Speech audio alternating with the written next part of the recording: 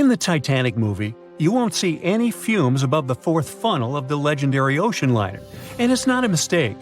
Back in 1911, the year before the Dream ship's departure, large ships would mostly sail with 4 chimneys. They needed those to draw heat and fumes from their massive boilers. The Titanic was a real engineering gem that only needed 3 chimneys to function. So the fourth was added for balance and more impressive looks. The White Star Line thought the public would have been disappointed to see only 3 pipes on the greatest ship of all time.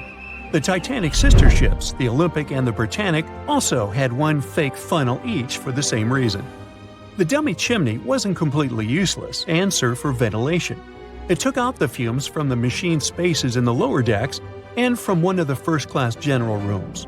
1 big ventilation funnel, instead of several small ones, helped to declutter the upper decks and left more open space for passengers to enjoy their strolls.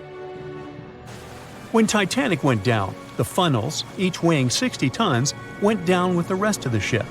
They were made extra tall to make sure the passengers weren't covered in the soot being ejected. Their height and weight let them stay in the upright position. The forward funnel, followed by the others, fell only when the ship went for the final dive. Those chimneys were much lighter than the bow, so they spread among other debris. The light material they were made of flattened once it hit the bottom, and the iron-eating bacteria living deep down took care of it later. The bow of Titanic remained intact when it hit the seabed, but the stern was completely mangled. When the famous ocean liner hit that iceberg, things got really messy. It took the future movie star a whole 2 hours and 40 minutes to submerge completely. The collision let water flood 6 out of 16 watertight compartments. As the water gushed into the starboard side, the ship started to tilt down in the front and a bit to the right. By midnight, the damaged compartments were spilling water into others, and it was chaos because these compartments were only watertight horizontally. Soon enough, water started flooding through the anchor chain holes, and by 2 a.m., the bow was sinking, and the stern's propellers were lifted out of the water. The ship kept flooding until the moment the bow went underwater, and the stern shot up almost 45 degrees. The weight of those massive propellers stressed the ship's midsection. The steel just couldn't handle it and failed. Survivors described that moment as some loud noise, like breaking china or falling gear. That was the Titanic's upper structure giving in. By 12 past 2 a.m., the bow and stern were only connected by the inner bottom structure. Minutes later, the bow, weighing almost 16,000 tons, broke loose from the stern. The stern rose sharply to an almost vertical position and started sinking slowly. By 2:20, it disappeared underwater. The bow was cruising down at about 13 miles per hour and had hit the ocean floor almost a half an hour before the stern. The 2 parts of the Titanic now lie 2,000 feet apart, pointing in different directions. The bow remained mostly intact, just covered in mud. The stern turned into a tangled wreck because of the implosions it went through during the descent. The air trapped within the structure just couldn't handle the increasing pressure of the water deep down. Signal rockets played a big part in the Titanic's tragedy. When a ship goes down, you're supposed to shoot up red flares to signal trouble. But someone decided to stock Titanic with white lights instead of the usual red ones. So when the ship smacked into that iceberg, the crew fired off white flares. The SS Californian was passing nearby, and his captain knew the Titanic was in a dangerous iceberg zone. The crew didn't spot the sinking Titanic, but they sure saw those white rockets. The radio between the ships was useless because the Californian's operator switched it off. The captain had a gut feeling something was off, so he flashed a Morse code light signal at Titanic. But he received no reply because the Titanic had already gone underwater. There was another ship, Samson, sailing alongside the Titanic. It had plenty of illegally hunted frozen seal meat from Canadian waters abroad, so it was sailing with lights off to remain unnoticed. When they saw the Titanic's white rockets, they thought it was the Coast Guard and zoomed away. Samson didn't have a radio, so they couldn't find out about the ongoing disaster. The crew got the news about Titanic only when they got to the coast of Iceland the following month. There have been many theories to explain the Titanic tragedy, and one of the recent ones says that there was a fire involved. An Irish journalist went full detective for decades, digging into the mystery, and stumbled upon a game-changer. He came across a photo album that had been hiding from the public for a century after the tragedy. In the pictures, taken at the Harland and Wolff shipyard in Belfast, Northern Ireland, just over a week before the liner sailed, you can clearly see a massive 30-foot black spot on the ship's hull. Maloney researched the photos and eyewitness testimony from the time and claimed that a fire spontaneously broke out inside of one of Titanic's enormous coal bunkers. It was raging for a whole 3 weeks and messed with the metal, critically weakening a crucial segment of the ship's hull. Back then, most ships had just one hull, so it was the only skin the Titanic had. That's why the iceberg managed to punch a hole through the ship so easily. If it hadn't been for the fire, the Titanic might have shrugged off that iceberg collision. The company operating the liner knew about the fire, but they decided to conceal that fact. They didn't want any negative stories in the press as they faced some serious competition in transatlantic voyages. The Titanic was sold out, so they stocked up on coal and made it sail. The moon might have also played a role in the sinking. Our satellite heavily affects tides on the Earth. The closer it is to our planet, the stronger the tides are because of the increasing gravity of the moon. Back in 1912, the moon was so close it made several glaciers in Greenland break apart. Massive chunks of ice that broke off from the glaciers started floating south. The supermoon event came just 6 minutes after a spring tide. During new and full moons, the alignment of the moon, the Earth, and the sun makes their combined gravity reach its peak. And the day before, our planet had come the closest to the sun that year, which made the gravity even stronger. This mixture of events created perfect conditions for one of the most powerful tides in history. It created the perfect conditions for the icebergs breaking off from Greenland's glaciers to move freely. Opponents of this theory say that the difference in tidal force wasn't actually that big, and it couldn't have been the main cause of the sinking. The iceberg tore down the side of the ship, leaving a huge opening in the hull. It wasn't a continuous rip, and damage was caused in several places. Some experts believe the ship would have survived the iceberg if it had hit head-on. The Titanic had watertight compartments designed to prevent flooding in case of a collision. Only the first 3 or 4 of these compartments would have been flooded. This could have helped save a lot of lives. Supporters of this theory put the blame for the disaster on First Officer William Murdoch. Huge, fast-moving ships don't just turn in a matter of seconds like a speeding car. It takes minutes. When Murdoch realized the collision was inevitable, he tried dodging left to avoid a direct hit.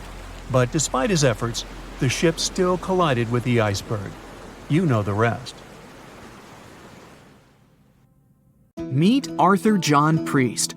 No, he isn't famous for being a painter or for discovering some long-lost treasure. He didn't invent some cool gadget or break any world records. No, Arthur John Priest is famous simply for being unsinkable. Proving one can be both lucky and unlucky at the same time, Priest was involved in and survived several mishaps at sea, including the fateful maiden voyage of the Titanic. Priest was not a rich man interested in sailing for pleasure. He was part of the working class, employed as a stoker or fireman, stuck for hours within the hot bowels of large steam-powered vessels. His job was dirty and difficult. He was responsible for keeping the furnaces lit, feeding them coal to ensure enough steam was produced for the engines to work. He had to be careful about not overheating the system or setting fire to the whole ship. The furnaces had to be carefully watched and constantly fed. He breathed it all in a while, working and fighting with the sweat and the dirt. He would often work shirtless because of the heat and was always covered in black coal dust. And when he finally had a break, his shared living quarters were nearby in the same part of the ship. He must have been good at his job, though, because he had no trouble finding work. But wherever he went, bad luck seemed to follow. The first incident was a mild one. As a young man, Priest worked on the RMS Asturias. The passenger liner first set sail in 1907, traveling between Southampton in the UK to Buenos Aires in Argentina. At some point during its maiden voyage, the ship suffered a small collision. The damage was bad enough that the ship returned for repairs. Thankfully, there were no reports of any serious injuries. Priest, unfazed, simply went to work on another ship, but his bad luck lingered on the Asturias. In 1914, the Asturias became a hospital ship. helping care for sick men and women around Europe while bringing them home to England. But in March 1917, at just around midnight, the ship was struck by a foreign object. Its hull was breached and the engine room flooded. The captain ordered everyone to abandon the ship, sending crew, patients, and health staff scrambling for the lifeboats. The vessel was still moving, powering through the water because the main controls, located within the flooded engine room, could not be turned off. The captain refused to leave the ship while people were still trying to escape. He was able to aim the Asturias towards Bolt Head, where it finally hit land and couldn't sink. The remaining lifeboats were lowered and the final survivors made it to safety. When they studied the damage on the ship later, the Asturias was declared a total write-off. It might be hard to pin this particular disaster on Priest. After all, he wasn't even on the ship at the time. But it seemed that many of the ships on which he served were destined for trouble. His bad luck followed him to his next job on the RMS Olympic, a massive ocean liner. The Olympic was big. In fact, it had been designed and built as part of the fleet that included the Titanic. But with size came sacrifice. The Olympic was great at moving in one direction, but very difficult to handle when it needed to turn. It was September 1911. The Olympic was trying to alter its course. The Hawk, a smaller ship sailing nearby, didn't give the larger vessel enough room to maneuver, and the two slammed into each other.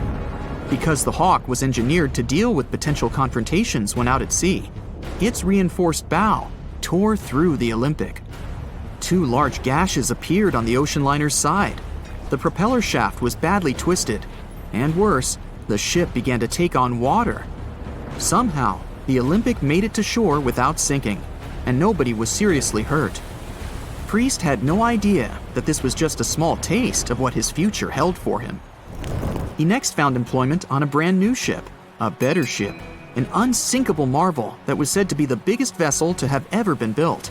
Yes, he was going to work on the Titanic. And what a job! It took 29 boilers, requiring 850 tons of coal a day to produce enough steam to power the Titanic. Priest was just one of 150 stokers toiling away in the ship's underbelly, keeping those fires burning day and night. He made around $30 a month. But on April 14, 1912, he would find himself flung from a world of extreme heat to one of blistering cold. At approximately 11:35 p.m., the crew spotted an iceberg. The Titanic tried to avoid it, but the alarm had been sounded too late. 5 minutes later, the two collided. The iceberg tore through the hull, and the once watertight compartments inside were badly ruptured. As the cold Atlantic water flooded in, the ship began to sink. Distress signals were sent, but the closest ship, the Carpathia, was over 3 hours away. In the dark of night and stuck in the middle of nowhere, the crew and passengers panicked. Those who could scrambled for the lifeboats. Others jumped into the icy waters. In total, only 706 survived that terrible night. Priest, at the time of the collision, was down in the ship's lower quarters. He was on break, relaxing from a hard day of work. And as the ship went down, so did his chances of survival. He and his fellow workers were in the most dangerous position on the ship. They had to make their way through a maze of corridors and gangways, some of which were flooded, in a mad dash to the deck. And then they faced the frigid water, jumping in and desperately swimming to safety. The ocean was so cold that Priest even suffered frostbite before finding his way onto a lifeboat. He was one of only 44 stokers to survive that night. After an experience like that, most of us would never set foot on a boat again. But Priest had to work. His next job also ended in disaster. He was offered employment on the HMS Alcantara. It went down in 1916, and Priest was again one of the few to make it to safety. He was badly wounded in the process. But he kept pressing his luck, and his next job as a stoker may have felt eerily familiar.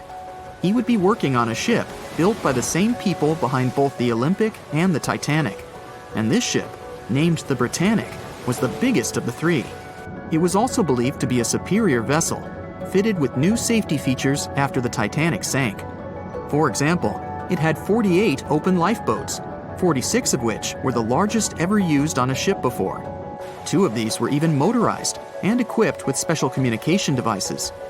The good news? The Britannic survived its first trip without incident. It was already doing better than the Titanic ever did. However, on November 21, 1916, the Britannic was shaken by a loud explosion while traveling through the key channel in the Aegean Sea. The hull was damaged, and some of the compartments began to fill with water. But, unlike the Titanic, the Britannic had been designed for just such an emergency. It had been fitted with 5 watertight bulkheads. Intact, these would help keep the ship safe and floating for a much longer period of time. But there was one issue. Portholes along the lower decks had foolishly been left open. As the ship tilted, the portholes let in water, which flooded the Britannic and hastened its descent into the sea. This effectively made those watertight bulkheads useless. The ship was going down fast, much faster, in fact, than the Titanic had sunk. 35 of the lifeboats were successfully launched, saving most on board. Of the 1,066 passengers and crew, 1,036 survived. Priest, his luck intact, was one of them. And yet, he still wasn't done with a life at sea. He accepted a position as a stoker on the Donegal. It was a smaller passenger ferry that had been converted for use as a hospital boat. In April 1917, it was struck by a foreign object while fleeing an unsafe situation, and though he suffered from a head injury, Priest was again one of the survivors. It took experiencing 2 collisions and 4 sinkings before Priest was finally ready to retire. In fact, he reportedly said he only gave it up because no one wanted to sail with him. Can you blame them? He would live out the rest of his life on dry land in Southampton, England, with his wife Annie and their 3 sons. But Arthur John Priest would always be remembered as the unsinkable stoker. Lights, camera, action! Many of us can't even imagine a world without movies, but sharks probably don't feel the same. A study revealed that the global population of sharks and rays took a nosedive by more than 71% between 1970 and 2018. And guess who's feeling a bit fishy about it? None other than legendary filmmaker Steven Spielberg. Let's take a look at what Jaws got wrong about these toothy creatures. Sharks are not vengeful. In Jaws: The Revenge, the great white shark takes on the role of a vengeful villain, seeking revenge against the humans who dared to cross its path. Let's set the record straight. Sharks don't possess the cognitive capacity for grudges or revenge plots. They're simple creatures following their instincts, reacting to their environment, and doing their sharky thing. It means that these animals don't target humans as prey. The movie made us a little more cautious during beach outings, painting the great white shark as a human-seeking missile of hunger.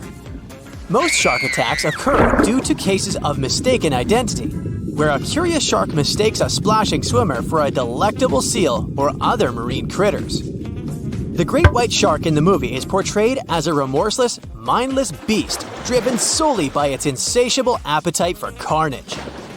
In reality, sharks are intelligent and curious creatures, playing crucial roles in maintaining the delicate balance of our ocean's ecosystems. Plus, they aren't all the same. Jaws may have popularized the image of the great white shark as the quintessential shark, but the reality is far more diverse.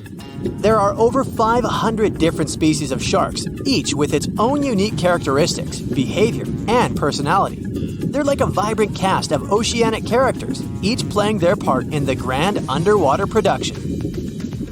Turns out, Spielberg is swimming in a sea of guilt over this mega-hit summer blockbuster from 1975. In an interview, the director, who was just a newbie at the time, expressed his concern about the film's unintended consequences on shark populations. Now, before we blame Spielberg for all the woes of the deep blue, let's dive deeper into the details. Some experts argue that people would have been fishing for sharks regardless of the movie. I'll call this theory the Jaws myth. Sadly, it turns out that the most significant effect is the shark fin trade. They are also unintentionally caught in colossal numbers as accidental bycatch. Picture this. In unregulated areas of the Pacific Ocean, where 70% of the world's tuna is fished, baited nets as long as 100 miles are set to catch those sought-after fish. But guess what? These nets often end up snaring even more sharks than tuna.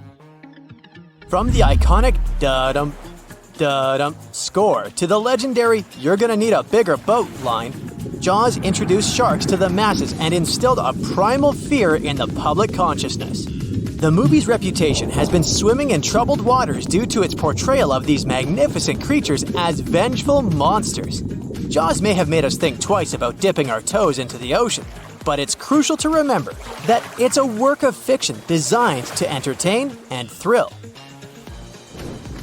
Funny enough, decades later, Finding Nemo mentioned the fear Jaws imposed on the audience with a twist. Do you remember the scene where Nemo and his friends encounter a group of sharks called the fish-friendly sharks? This scene presents a humorous take on the perception of sharks as predators and challenges the stereotype. Speaking of Finding Nemo, did you know the movie actually took its toll on the real-life clownfish population?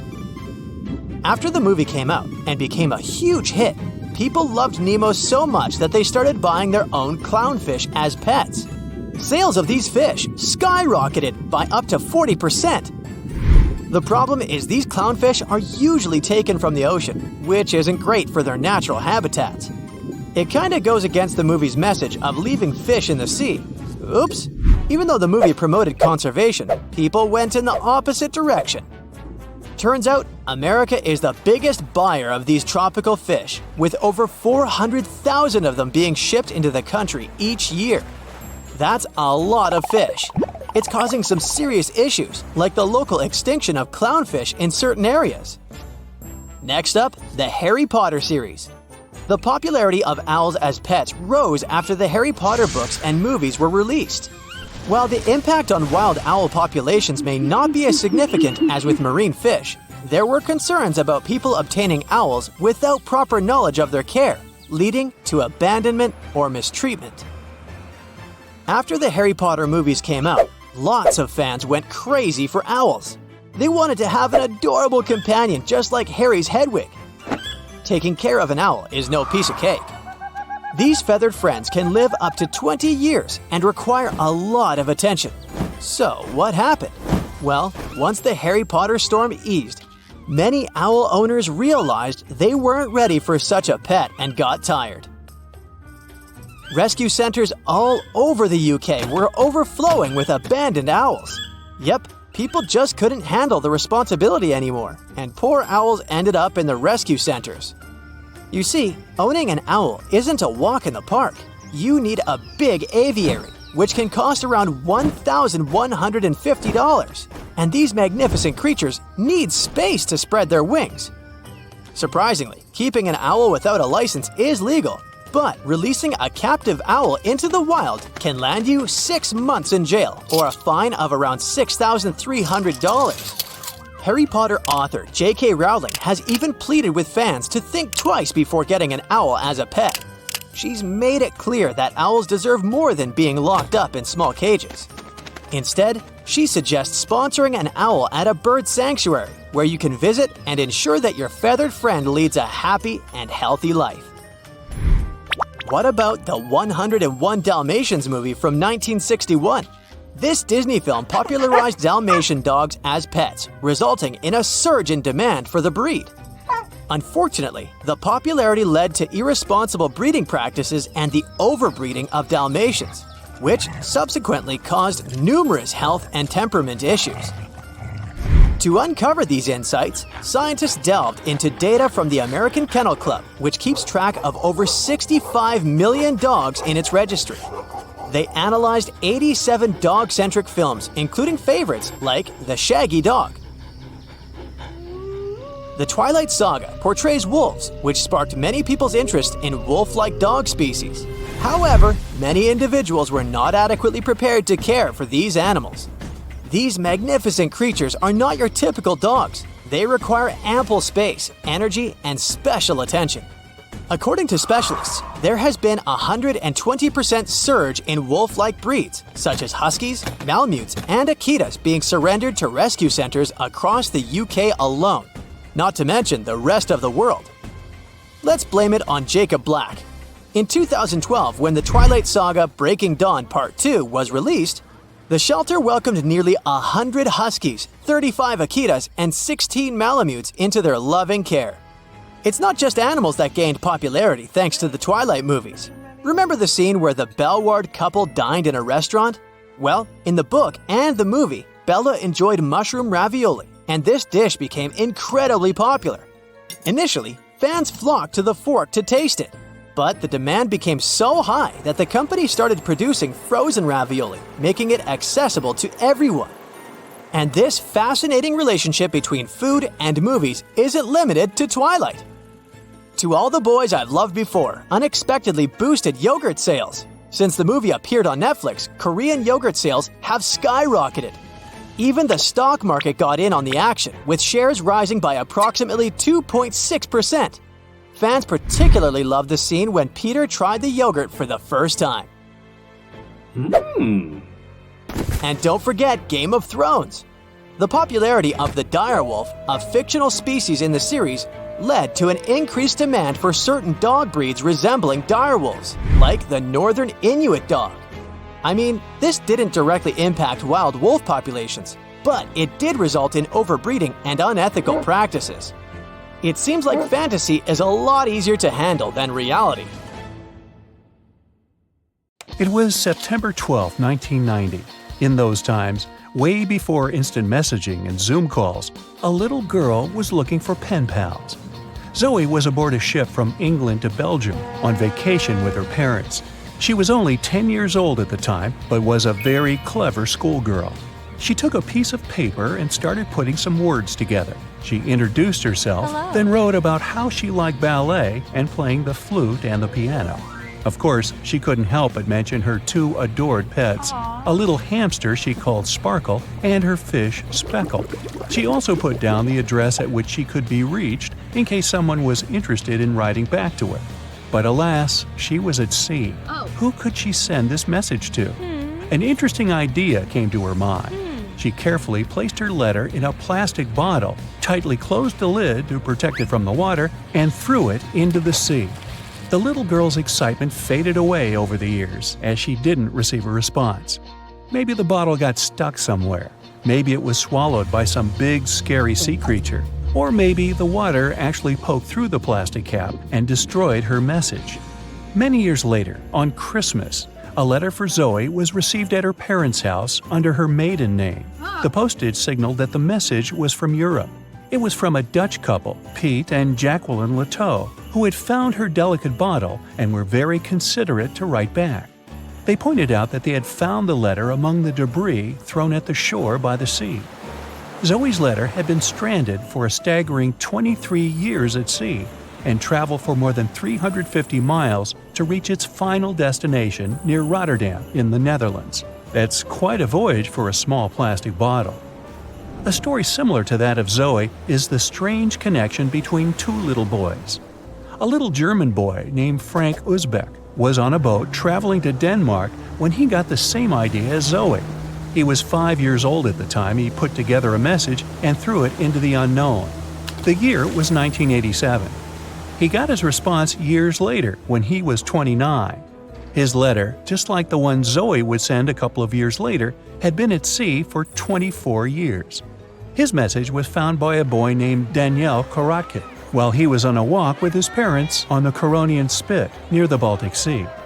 Daniel was lucky that his father knew enough German to translate the message. The unlikely friends eventually met via video call in 2011. Not all message-in-a-bottle stories have been explained away. In 2013, a Croatian surfer came across a damaged bottle while near the Adriatic Sea. The message it contained dated back to 1985, and it was from a man named Jonathan. The sender was eager for his letter to reach a woman named Mary, and he also expressed his keenness for her to respond. Since the letter was supposedly sent from Nova Scotia, the bottle had to have traveled a mind-boggling 3,700 miles. The message went from the Atlantic Ocean, entered the Mediterranean Sea, and reached the Adriatic shores in Croatia. The identities of neither John nor Mary were ever discovered. There are also messages in a bottle with wonderful love stories to share. This was the case for Ake and Paulina Viking. When Ake, a lonely Swedish sailor, placed a letter in a bottle and threw it in the Mediterranean Sea, he had no idea the piece of paper would eventually reach his future wife. This was in the early 1950s. The bottle was found by an Italian man who was inspired enough to give it to his niece, Paulina. After a year of back-and-forth letters being exchanged, Aki and Paulina eventually met and got married. Having decided to share their story with the world, they became somewhat of a celebrity couple for the time. They even shared video footage of their wedding with the world, and their story was featured in a bunch of newspapers. This fortunate event started a movement between young people looking for love, increasing the number of messages being thrown out at sea in search of a fairy tale ending. Not all the stories that started out like this eventually worked out, though. In 1945, an American named Frank Hayostek placed a similar message to that of Aki's in a bottle and threw it in the waters. Almost a year later, his letter was found by an Irish woman. Her name was Brenda O'Sullivan. Their years of correspondence soon caught the attention of the media at the time, but their friendship never flourished because of the added pressure. They eventually met in person when Frank traveled to Ireland, but he didn't stay for long, and they eventually got out of touch with each other. After Titanic met its strange ending, many bottles containing secret messages started to surface. Almost all of them proved to be counterfeited, apart from one letter. Years after Titanic had sunk in the icy Atlantic waters, a bottle was found on the Irish shores. It was supposedly from a man named Jeremiah Burke, and to this day, it is considered to be the only genuine message in a bottle originating from Titanic. The piece of paper simply stated the sender's name and the location, the Titanic, accompanied by the word goodbye. Since the date has washed away, it's difficult to estimate whether the note was sent before or after the ship had hit the iceberg. The common understanding is, however, that since Jeremiah was looking to relocate to the U.S., he was merely sending his last symbolic regards to his family and friends back in Ireland. This simple way of meeting and sometimes corresponding with people has turned into a hobby for a man from a Canadian province named Prince Edward Island, located east of the U.S. state of Maine. This man, Harold Hackett, claims to have sent over 4,000 bottles into the Atlantic Ocean since 1996. He also claims to have received many responses from all over the world, including letters from people in Europe, like France and Germany, but also from the Bahamas or even Africa. This unlikely pastime earns him about 150 Christmas cards from his pen pals each year. To this day, he refuses to add his phone number to any of his letters. This way, he ensures that if people ever want to contact him, the only means of doing so is via a written letter. He's also studied the best times to send the messages in the water based on the direction of the winds and the currents. Now, some bottles spend a whole lifetime at sea after being cast away by their sender.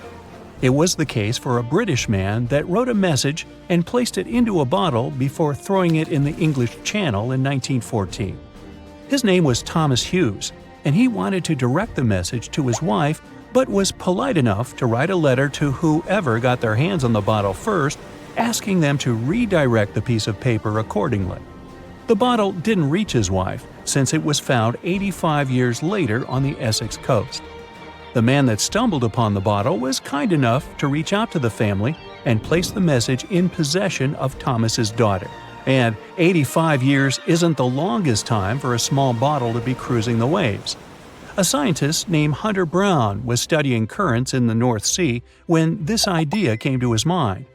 He placed the same message in almost 2,000 bottles and requested the unlikely recipient that they write back with the location of their discovery. He thought this method would help him better understand the layout of the North Sea currents. A bottle was found about 11 miles from its original departing location after 97 years.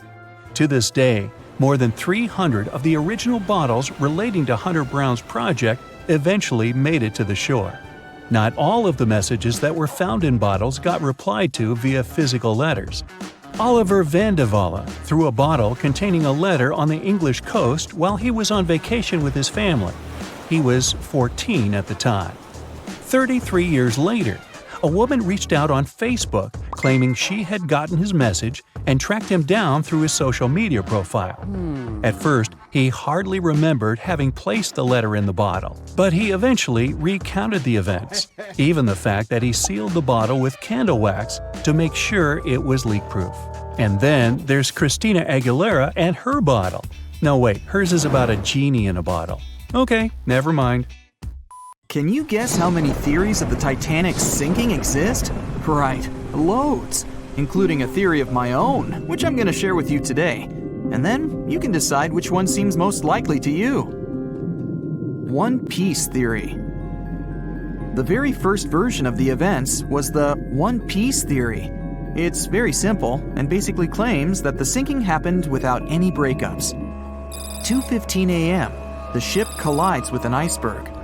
2:18 a.m., the lights go out. The ship reaches an angle of 45 degrees and then quickly begins its final plunge into the ocean depths. 2:20 a.m., only about 3 minutes later, the RMS Titanic disappears under the surface of the ocean for good. The liner doesn't break, it just goes down as a whole piece. Of course, this can't be true. In April 1912, the Titanic was not only the largest ship in the world, but also the largest ship ever built. It's hard to believe that such a heavy vessel could have gone down without breaking. That's just impossible. Well, I mean, you can't blame the theorists. Before we found the wreckage, there were no other theories. Wait a minute, or were there? The day after the disaster, the survivors gave their interviews. They talked about what had happened, and some of them claimed that the ship had actually broken in two when it had been flooded. For example, Jack Thayer, a 17-year-old boy, outlined the sinking as he remembered it, and L.D. Skidmon drew a sketch based on his description. The picture clearly showed the ship breaking in half. But no one believed Jack or other witnesses. There was no evidence, so their claims were received with a grain of salt. But in 1985, things changed. First breakup theory. That's when Robert Ballard found the wreckage of the Titanic in the depths of the ocean. When people saw the wreckage, it became clear that Jack and the other survivors had been right. The Titanic did indeed break in two when it sank. So it's time for a new theory. 2:15 a.m. The keel breaks, the starboard list eases, and the hull continues to bow and crumble. 2:17 a.m. The galley sections break off. The towers immediately drop under their own weight. The lights go out. The stern is pulled into the air. The bow breaks off and starts sinking. The aft is barely hanging on to the starboard side of the stern section superstructure.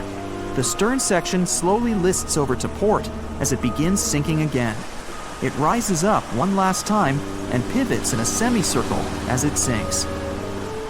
It all sounds pretty convincing, right? But people began to find plot holes in this theory. For example, the Titanic couldn't have held together until it reached such a high angle. The breakup would have had to begin much earlier. This only meant there was still a vast field for research and speculations. So people started to come up with their own possible scenarios. How about we look first at the ones no one likes? V-brake and Aaron 1912 V-brake. According to the first breakup theory, the Titanic reached a high angle, and the weight of its unsupported stern caused it to crack from the top down. But it's physically impossible. So, are there any other ideas? In 2006, Roger Long, a naval architect, decided to research a so-called V theory. 2:17 a.m. The breakup begins at a shallow angle, perhaps as little as 11 degrees. The upper structure fails and starts to crack.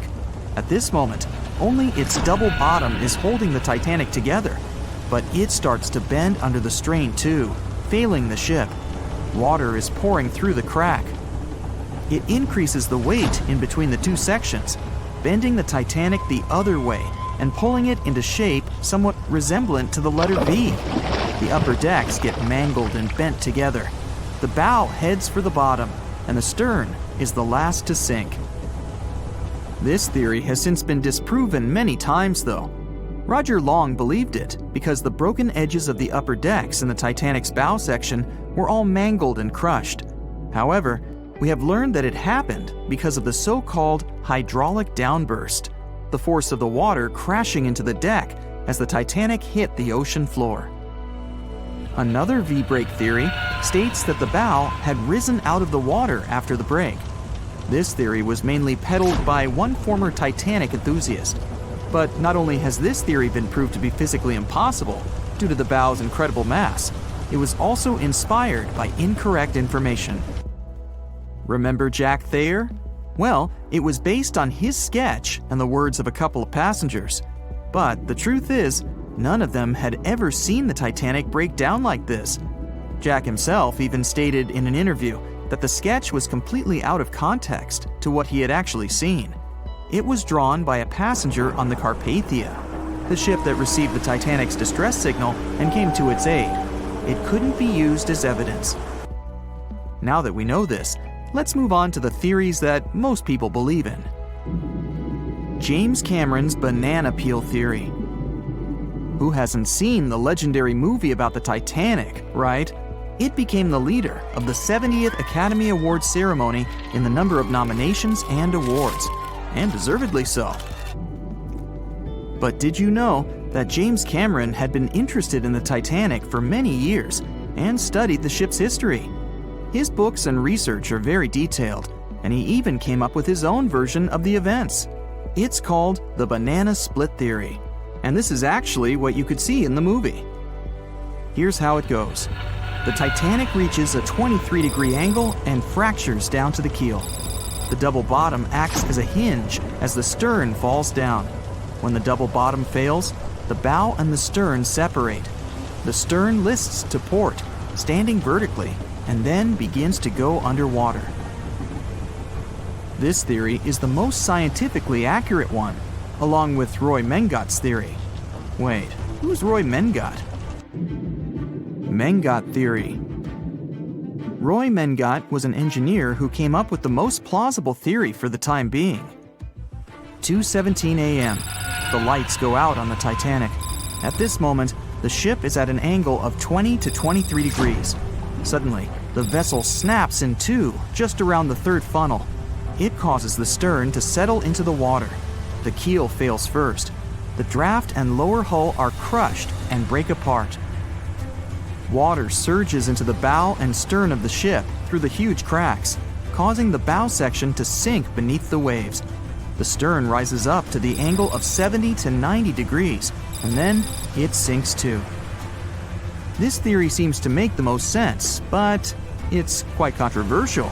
The survivors who saw the breakup stated that the stern had settled back with the bow completely missing. Mengat's theory, however, contradicts that statement, while James Cameron's scenario takes this into account. Are you thinking what I'm thinking? The truth must be somewhere in the middle. My version.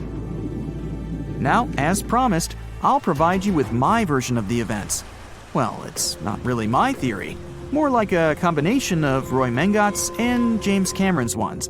I believe that James Cameron was right about the breakup. 2:17 a.m. The ship is at a high angle.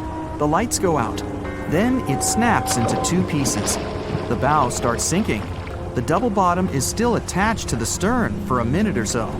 Once the double bottom fails, the two parts separate and the bow goes down. Then, as Mengat said, the stern rises up at a high angle, and then it begins to sink vertically. It might have actually happened because the survivors stated that they had seen a clean break. This means it couldn't be hidden. And they had also seen the stern staying vertically in the air for a long enough time, probably a few minutes, before disappearing. Anyways, all of these are just speculations. Regardless of how the Titanic broke apart and sank, it was a great tragedy. It's already been 110 years since the Titanic collided with an iceberg and sank. Did you know that in 2022, the Blue Star Line Company is completing the construction of an exact replica of the Titanic? Called the Titanic II liner, the ship will be sent sailing along the same route with 2,400 people on board. Let's hope that everything goes well for them. April 14, 1912. The dark night was filled with horrible sounds of a giant metal vessel breaking into two. The largest ship of that time collided with an iceberg that was on its way. The Titanic, one of the biggest stories of the 20th century that people still talk about. The starboard side of the giant vessel brushed up against the iceberg. It was 11:40 p.m. when things started going wrong. This iceberg caused enough damage for at least 5 watertight compartments in the hull to start filling with water. The crew immediately began a brief investigation to see if they could do anything and fix things. They had no one to rely on, all alone in the darkness of the cold night, far away from the land. The North Atlantic Ocean, around 400 miles south of Newfoundland, Canada. They needed time to figure out how to bring people to safety. They had some time, true, but not enough. If you watched the movie, you know the ship didn't plunge immediately after the icy doom had happened. The whole process lasted a good 2 hours and 40 minutes. But the situation was hard. There were 2,200 people to take care of, including crew and passengers, and things happening on the ship were chaotic. The chief designer, Thomas Andrews, soon realized they wouldn't be able to stay afloat. By midnight, the entire crew had begun preparing the lifeboats for launch. They had 20 boats with space for only 1,178 people, which was just a bit more than 50% of the people on board. The order was to get women and children to safety first. Crewmen were there to row and guide the boats. The scene over the next 2 hours gradually started escalating. The crew members had a task to wake up passengers and warn them something bad was happening. They wanted to place them into a fleet of lifeboats as soon as possible. At 12:15 a.m., some crew members sent out a distress signal. A steamship called Frankfurt was among the first ones that received the message and responded, but they were about 170 nautical miles away. Some other ships also got the message and offered their assistance, but sadly, they were too far away as well. At 12:20 a.m., the Cunard liner Carpathia got a distress signal from the Titanic and changed its course right away. They were 58 miles away at the time, and it would take them more than 3 hours to get there. 20 minutes later, the crew was lowering the first lifeboat. It was carrying only 27 passengers, although it had room for 65. Many of the lifeboats that were launched first were well below capacity. Crew members were worried, thinking the Davids wouldn't be able to hold a fully loaded lifeboat. And in the beginning, many passengers were just too afraid to leave the ship. They still thought Titanic was unsinkable and couldn't imagine the scenario that was going to happen 1 to 2 hours later. The crew was firing the first of 8 distress rockets. Unsuccessful. No one was close enough to help. By 1:20 a.m., they lowered 10 lifeboats. Number 8 had only 28 people in it. One of the passengers on the number 10 was 9-week-old Melvina Dean. She would later become the last survivor who lived until 2009 and turned 97. It was 2 a.m. already. 3 of the collapsible boats were the only lifeboats that remained on the ship. The bow of the vessel had sunk low and had tipped far under the surface. People around it could now clearly see stern propellers above the water.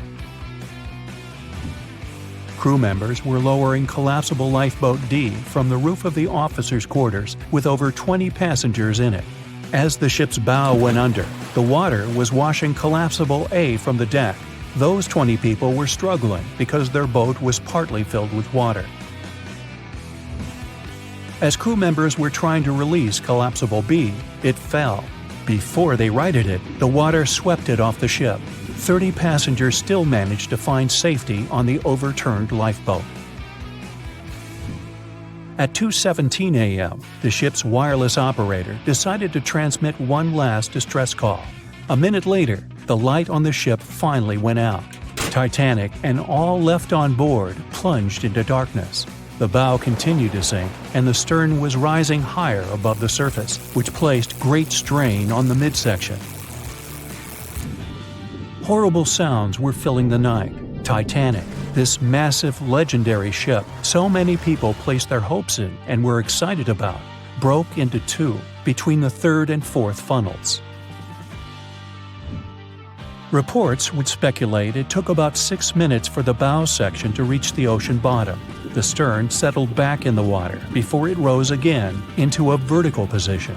It remained in this situation until it finally disappeared into the ocean.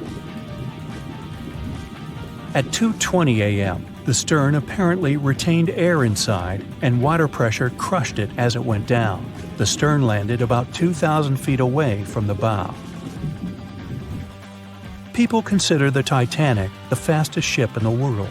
They thought it was unsinkable because 4 of its compartments could be flooded, and that still wouldn't cause a critical loss of buoyancy. Its life was problematic since its beginning.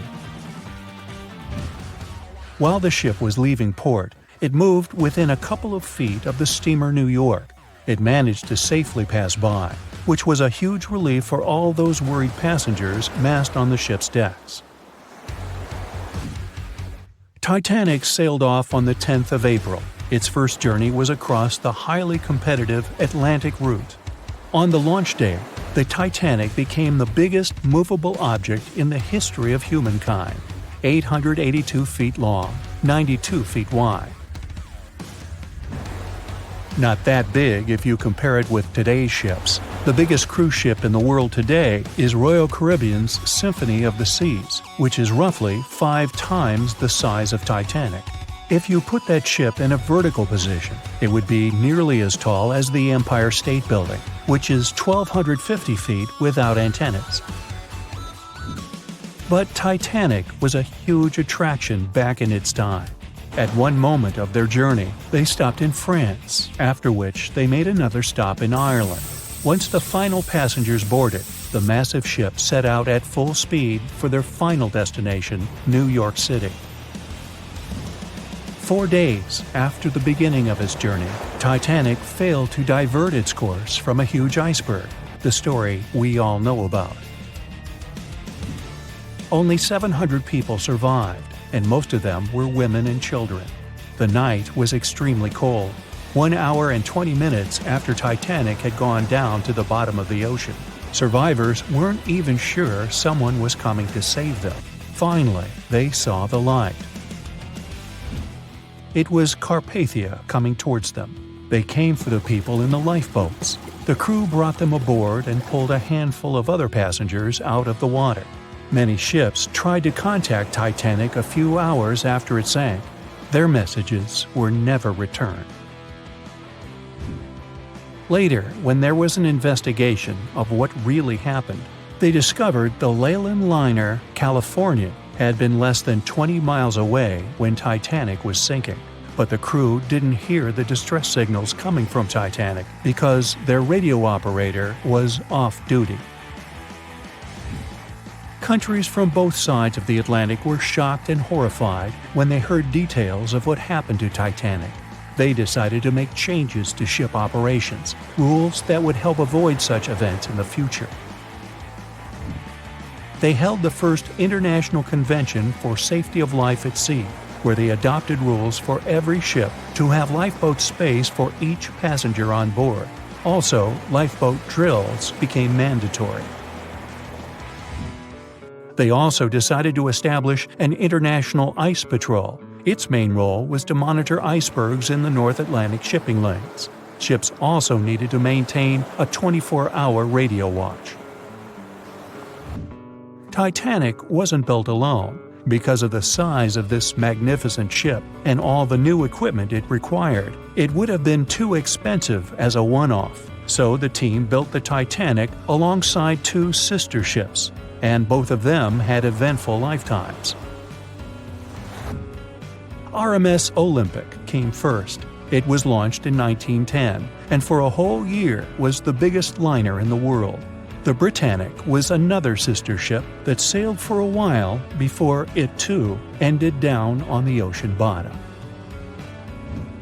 But only Titanic became a legend and one of the most fascinating stories of modern history. Meet Arthur John Priest. No, he isn't famous for being a painter or for discovering some long-lost treasure. He didn't invent some cool gadget or break any world records. No, Arthur John Priest is famous simply for being unsinkable. Proving one can be both lucky and unlucky at the same time, Priest was involved in and survived several mishaps at sea, including the fateful maiden voyage of the Titanic. Priest was not a rich man interested in sailing for pleasure. He was part of the working class, employed as a stoker or fireman, stuck for hours within the hot bowels of large steam-powered vessels. His job was dirty and difficult. He was responsible for keeping the furnaces lit, feeding them coal to ensure enough steam was produced for the engines to work. He had to be careful about not overheating the system or setting fire to the whole ship. The furnaces had to be carefully watched and constantly fed. He breathed it all in a while, working and fighting with the sweat and the dirt. He would often work shirtless because of the heat and was always covered in black coal dust. And when he finally had a break, his shared living quarters were nearby in the same part of the ship. He must have been good at his job, though, because he had no trouble finding work. But wherever he went, bad luck seemed to follow. The first incident was a mild one. As a young man, Priest worked on the RMS Asturias. The passenger liner first set sail in 1907, traveling between Southampton in the UK to Buenos Aires in Argentina. At some point during its maiden voyage, the ship suffered a small collision. The damage was bad enough that the ship returned for repairs. Thankfully, there were no reports of any serious injuries. Priest, unfazed, simply went to work on another ship, but his bad luck lingered on the Asturias. In 1914, the Asturias became a hospital ship, helping care for sick men and women around Europe while bringing them home to England.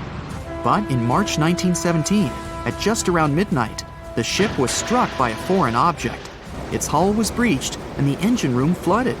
The captain ordered everyone to abandon the ship, sending crew, patients, and health staff scrambling for the lifeboats. The vessel was still moving, powering through the water because the main controls, located within the flooded engine room, could not be turned off. The captain refused to leave the ship while people were still trying to escape. He was able to aim the Asturias towards Bolt Head, where it finally hit land and couldn't sink. The remaining lifeboats were lowered and the final survivors made it to safety. When they studied the damage on the ship later, the Asturias was declared a total write-off. It might be hard to pin this particular disaster on Priest. After all, he wasn't even on the ship at the time. But it seemed that many of the ships on which he served were destined for trouble. His bad luck followed him to his next job on the RMS Olympic, a massive ocean liner. The Olympic was big. In fact, it had been designed and built as part of the fleet that included the Titanic. But with size came sacrifice. The Olympic was great at moving in one direction, but very difficult to handle when it needed to turn. It was September 1911. The Olympic was trying to alter its course. The Hawk, a smaller ship sailing nearby, didn't give the larger vessel enough room to maneuver, and the two slammed into each other. Because the Hawk was engineered to deal with potential confrontations when out at sea, its reinforced bow tore through the Olympic. Two large gashes appeared on the ocean liner's side. The propeller shaft was badly twisted, and worse, the ship began to take on water. Somehow, the Olympic made it to shore without sinking, and nobody was seriously hurt. Priest had no idea that this was just a small taste of what his future held for him. He next found employment on a brand new ship, a better ship, an unsinkable marvel that was said to be the biggest vessel to have ever been built. Yes, he was going to work on the Titanic. And what a job! It took 29 boilers, requiring 850 tons of coal a day to produce enough steam to power the Titanic. Priest was just one of 150 stokers toiling away in the ship's underbelly, keeping those fires burning day and night. He made around $30 a month. But on April 14, 1912, he would find himself flung from a world of extreme heat to one of blistering cold.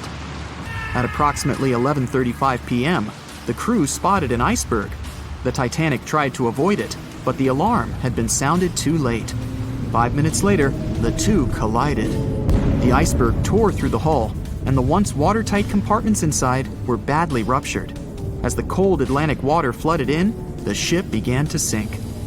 Distress signals were sent, but the closest ship, the Carpathia, was over 3 hours away. In the dark of night and stuck in the middle of nowhere, the crew and passengers panicked. Those who could scrambled for the lifeboats. Others jumped into the icy waters. In total, only 706 survived that terrible night. Priest, at the time of the collision, was down in the ship's lower quarters. He was on break, relaxing from a hard day of work. And as the ship went down, so did his chances of survival. He and his fellow workers were in the most dangerous position on the ship. They had to make their way through a maze of corridors and gangways, some of which were flooded, in a mad dash to the deck. And then they faced the frigid water, jumping in and desperately swimming to safety. The ocean was so cold that Priest even suffered frostbite before finding his way onto a lifeboat. He was one of only 44 stokers to survive that night. After an experience like that, most of us would never set foot on a boat again. But Priest had to work. His next job also ended in disaster. He was offered employment on the HMS Alcantara. It went down in 1916, and Priest was again one of the few to make it to safety. He was badly wounded in the process. But he kept pressing his luck, and his next job as a stoker may have felt eerily familiar. He would be working on a ship built by the same people behind both the Olympic and the Titanic. And this ship, named the Britannic, was the biggest of the three. It was also believed to be a superior vessel, fitted with new safety features after the Titanic sank. For example, it had 48 open lifeboats, 46 of which were the largest ever used on a ship before. 2 of these were even motorized and equipped with special communication devices. The good news? The Britannic survived its first trip without incident. It was already doing better than the Titanic ever did. However, on November 21st, 1916, the Britannic was shaken by a loud explosion while traveling through the key channel in the Aegean Sea. The hull was damaged, and some of the compartments began to fill with water. But, unlike the Titanic, the Britannic had been designed for just such an emergency. It had been fitted with 5 watertight bulkheads. Intact, these would help keep the ship safe and floating for a much longer period of time. But there was one issue. Portholes along the lower decks had foolishly been left open. As the ship tilted, the portholes let in water, which flooded the Britannic and hastened its descent into the sea. This effectively made those watertight bulkheads useless. The ship was going down fast, much faster, in fact, than the Titanic had sunk. 35 of the lifeboats were successfully launched, saving most on board. Of the 1,066 passengers and crew, 1,036 survived. Priest, his luck intact, was one of them. And yet, he still wasn't done with a life at sea. He accepted a position as a stoker on the Donegal. It was a smaller passenger ferry that had been converted for use as a hospital boat. In April 1917, it was struck by a foreign object while fleeing an unsafe situation, and though he suffered from a head injury, Priest was again one of the survivors. It took experiencing 2 collisions and 4 sinkings before Priest was finally ready to retire. In fact, he reportedly said he only gave it up because no one wanted to sail with him. Can you blame them? He would live out the rest of his life on dry land in Southampton, England, with his wife Annie and their 3 sons. But Arthur John Priest would always be remembered as the unsinkable stoker. It was the biggest ship ever built in its time, and it was supposed to be unsinkable. But within days of steaming out on its first voyage in 1912, the Titanic was gone beneath the relentless waves of the North Atlantic Ocean. And of its more than 2,200 passengers and crew, only 706 survived that dreadful night. Would a smaller ship have fared any better in the same situation? Did the size of the iceberg truly matter in the end? Was it a mistake for the ship to change course at the last minute as it tried to avoid impact? These are 3 questions that have people pondering, what if? We do know that Titanic was considered an engineering marvel in its day.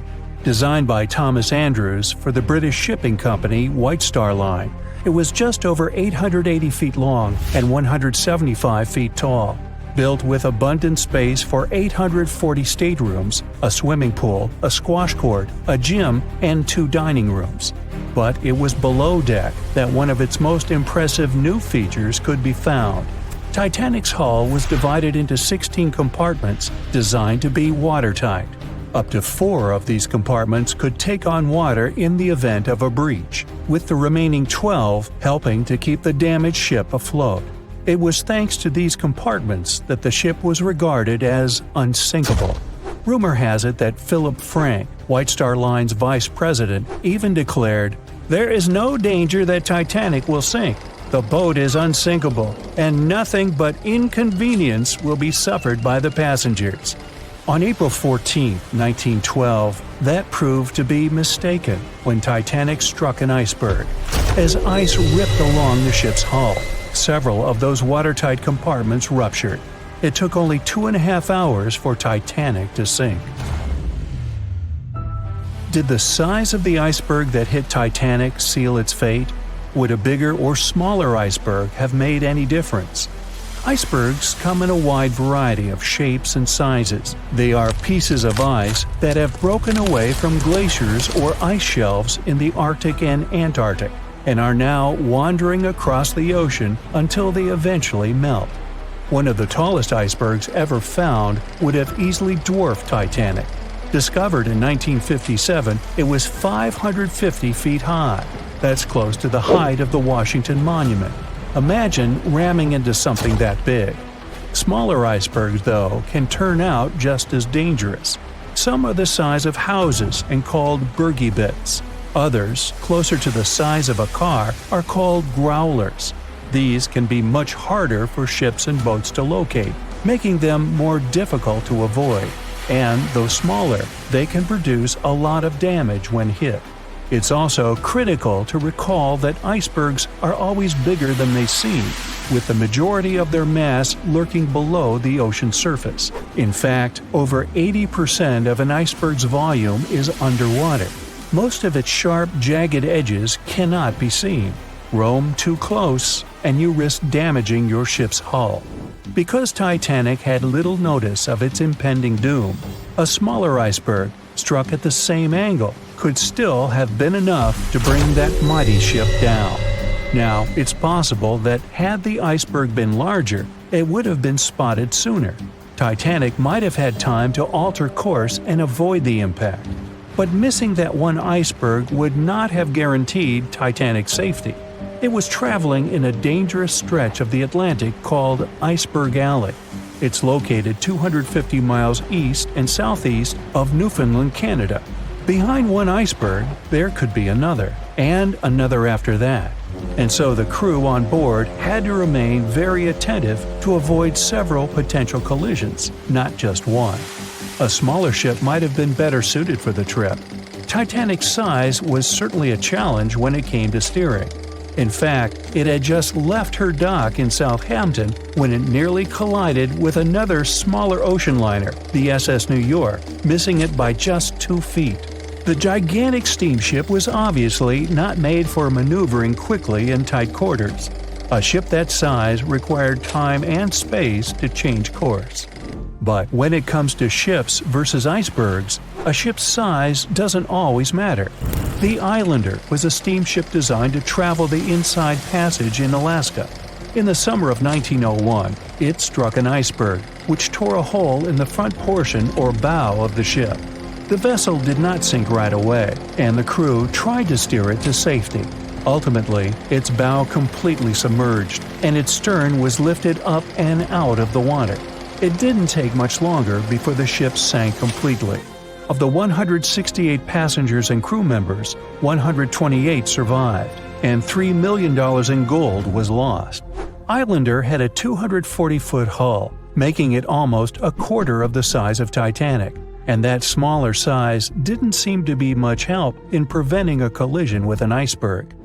And then there was the Hans Hedtoft in 1959. Also known as the Little Titanic or the Danish Titanic, it was referred to as the safest ship afloat. It was 272 feet long, with 95 people on board. Much like the real Titanic, the Hans Hedthoff was specifically engineered to handle most of what the sea could throw its way. Along with its double steel bottom, it also had an armored bow and 7 watertight compartments. How could such a ship sink? But it could, and it did. It was on its first voyage, returning to Copenhagen, when it ran into trouble. On January 30th, it hit an iceberg. An SOS was sent, but when the Johannes Cross arrived to help, the Hans Hedthoff was nowhere to be found. The only evidence of the ship's existence was a lifebelt that was washed ashore in Iceland 9 months later. Again, the ship's smaller size didn't work in its favor. A smaller size of Titanic wouldn't have guaranteed a safe voyage in 1912.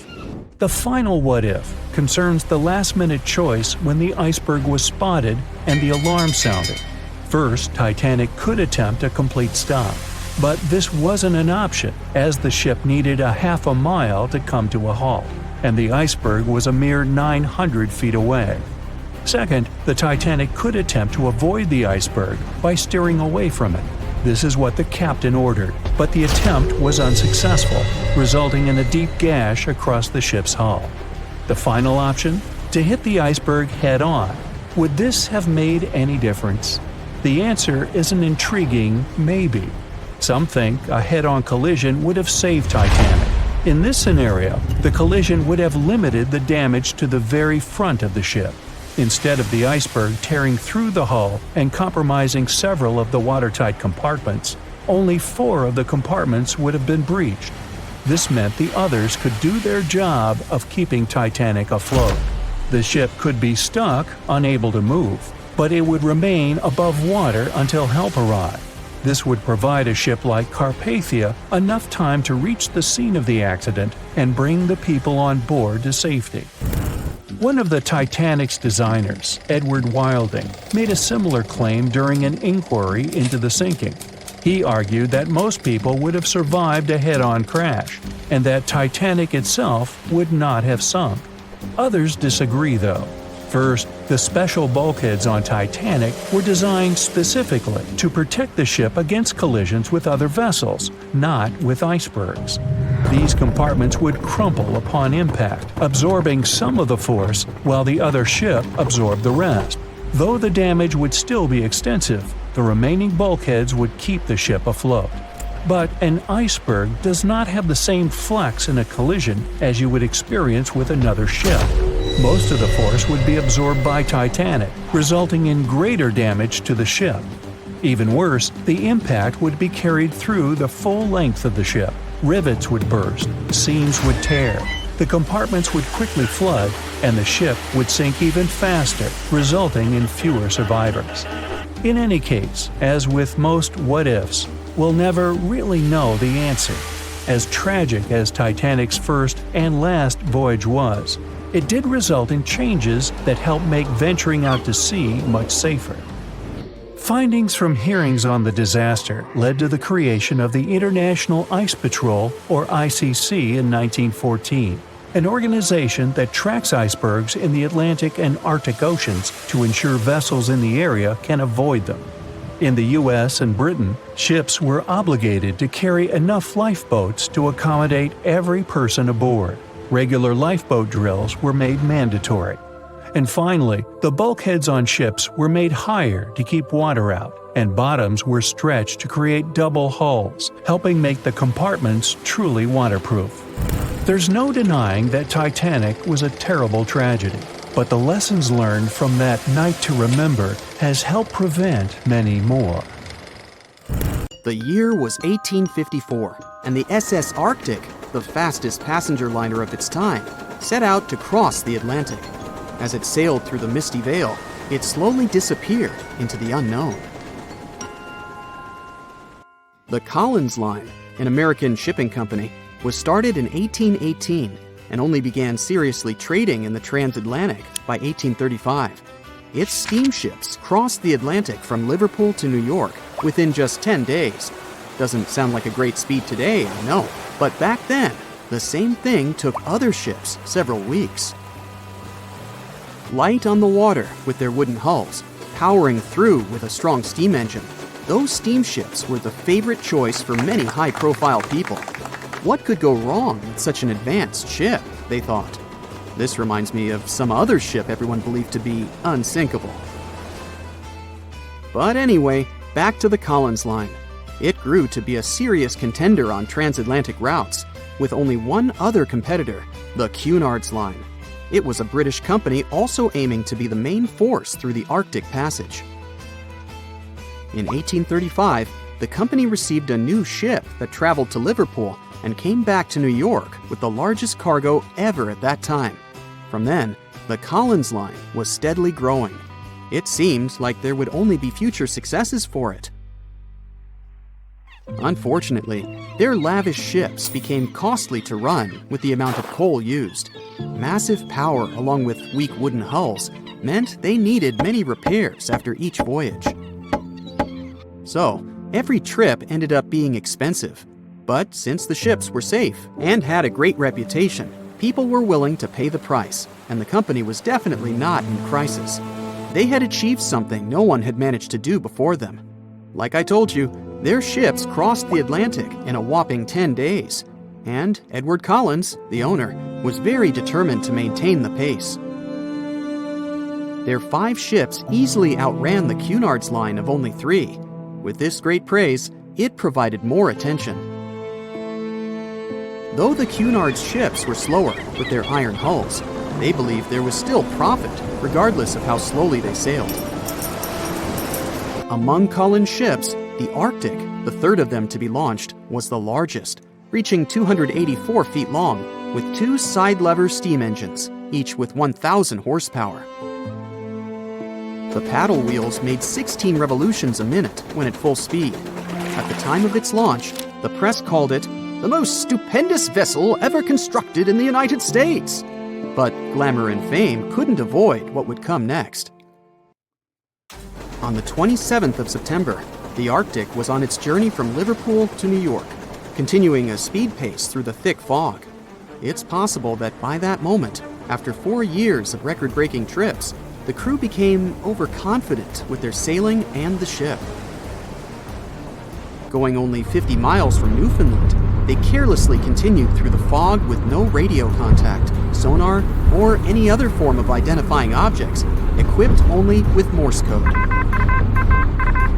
A smaller ship, the SS Vesta, which operated as a fishing vessel, often worked around Newfoundland. It was passing through the same path as the Arctic and crashed into its side. Shocked by the collision, the captain of the Arctic offered help to the much smaller Vesta, but it was soon clear that the damage that seemed minor on the Arctic was far worse. Beneath the waterline, a hole was letting water into the hull. The cost of the much faster wooden hull now seemed less valuable. They steered toward land, trying to plug the holes, but they weren't doing so well, and the seawater continued to pour in, filling up higher and pushing the ship down. And finally, once the engine room was full, it put out the boilers, taking away the massive power the Arctic was once legendary for. They moved slowly until coming to a complete stop. The ship continued to sink, and the order was to abandon it. At the time, maritime law allowed for the Arctic to carry only 6 lifeboats, only capable of saving 180 people. The crew and some of the passengers managed to push their way aboard and took most of the seats on those boats. Things were pretty wild, and everyone forgot about their manners, not letting the ladies and the youngest ones board first. It took 4 hours for the Arctic to sink. 150 crew and 250 passengers were on board. Those that weren't able to find a lifeboat made a desperate attempt to build their own rafts from parts of the ship. 2 days later, only 3 boats made it safely to the shore. The other 3 were never found. Believe it or not, the rescue party also saved some people that had been clinging to the wreckage for 2 days. Unlike the crew, the captain went down with the Arctic, but amazingly survived. He would be only one of 85 people that made it out of the 400 on board. When the news arrived 2 weeks later, The public responded with great sadness to the losses. Great anger soon followed towards the poor safety measures in the crew. The press published demands to change the laws for more lifeboats. It only made sense to have enough for every person on board a ship.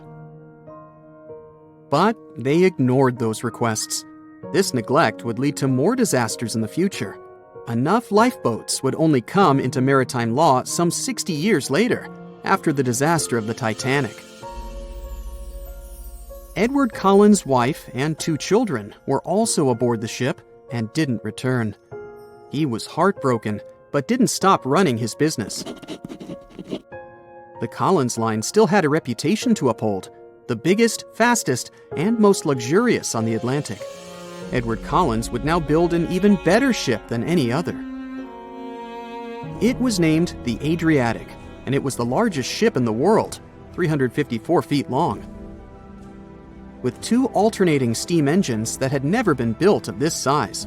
These steam engines at the time were at the height of engineering, though today you can only see them in models and toys. With the new addition of 2 masts, the Adriatic would also be able to sail if needed. Luckily, they made some lessons from the disaster of the Arctic. But before their new ship, the Adriatic, was built, another disaster had occurred. The sister ship of the Arctic had also sunk. They believed this second ship was desperate to stay in front of the Cunard's line and hit an iceberg somewhere during the race. This weird contest took the lives of 141 people. The desperation of Collins and his weakly built hulls pushed the company towards bankruptcy in 1858. The newly built Adriatic, costing over $1 million, had only made 1 voyage in the end. And even that voyage was considered a disaster. The ship collided with a tugboat. It still managed to finish its maiden voyage at a suitable time. After the company had gone bankrupt, they had to sell the ship for only $50,000. They removed the great giant engines, replacing them with only sails. Although it was once the greatest ship on the high seas, it was only 30 years later until it was abandoned, labeled irreparable, and anchored in a river. The other remaining ships were also sold and only used for parts. Edward Collins left the industry altogether, seeking work on dry land instead. As the Collins line was no longer in the mix, the Cunards would grow in strength. Without competition, they would win the Blue Ribbon for the next 30 years, and 180 years later, after producing hundreds of ships. They still have a constant presence on the seas, as they provide transatlantic crossings, world voyages, and leisure cruises. To this day, the Cunard line is the only one to run ships between Europe and America, and it's great proof that it's not always the fastest that's the best. John watched on in disbelief as he drifted away on a piece of wood. In the freezing waters of the Arctic, slowly drifting away. John looked upon the vessel he had worked and lived on as it raised its enormous bow high into the sky, then broke in half, causing a sound that only a crack of lightning could replicate.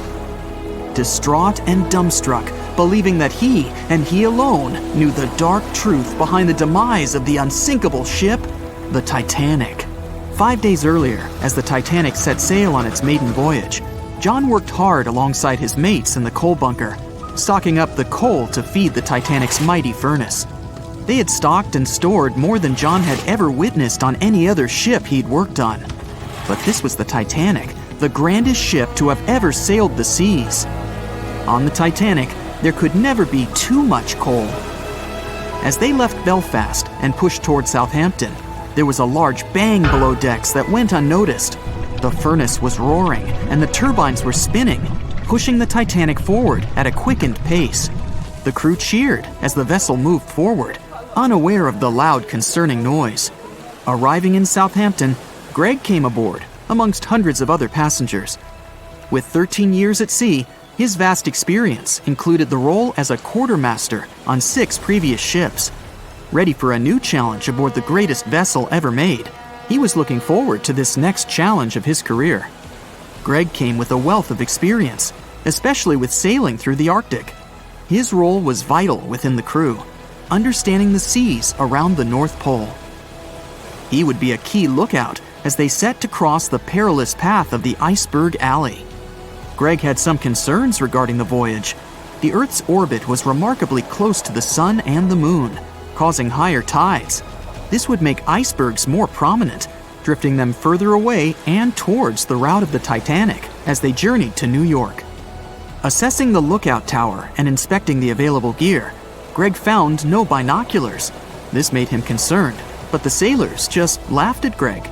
If the deck is short on ice cubes, we'll be sure to plow right through a berg to resupply. A sailor laughed.